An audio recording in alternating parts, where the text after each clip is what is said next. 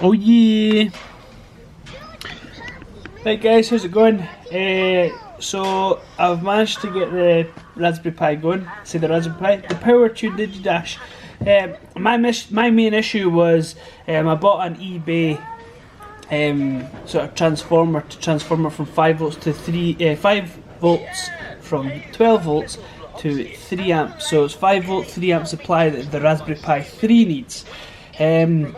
Plus when you add the screen on top of that, it's a little bit higher load than that. So what I've done was I got the old Raspberry Pi 2, which requires less. I think it's like 1.5 amps or 2 amp supply, and I've put that in, and the Raspberry Pi 2 works an absolute treat. So if you're going to use a Raspberry Pi 3, I would suggest that you get a higher quality transformer, so it's got a good 3 amp supply, or double it up so you've got 6 amps. But yeah, as you can see, the dash is all in now. Ignore this just now because the turbo's off. That's a different video for you guys. You'll see that shortly. And yeah, as you can see, engine coolant and stuff like that working. I'll give it a crank because my oil feed is off. So you'll see. Oh yes, RPM and everything's working. I've got coolant temp there and intake temp, oil pressure and boost pressure there. It's just resting just now.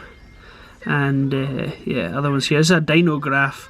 This one here is 50 mile an hour it's shown just now, but that's because I've locked the ECU at 50 mile an hour just while I sort out the gearbox VSS sensor, and from there, you know, it will be buzzing. So yeah, that's happening. That's all fitted now, and I'm happy with that. So as you would have seen in the last video there, we're suffering from a bit of boost creep now.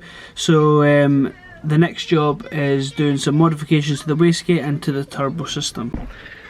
So yeah, that'll do it for this video just now. I've probably done about 3 intros to this. It's been spaced out over various days. I've just been busy with family and stuff like that. It's just how things go when you're doing with cars. So yeah, Powertune is all in, working an absolute treat. I'm happy with that. It's communicating via CAN with the Hondata, and I like the display. You can make it all configurable yourself. But we'll do more playing with that. But as it stands just now, RPM, the temps and everything like that work as it should. And the camera cut out.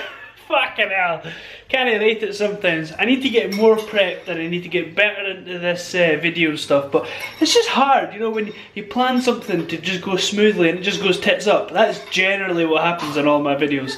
So yeah guys, thanks for watching anyway, and I promise the next video will be a little bit more technical, it'll be more inventive, and we'll just see how it goes.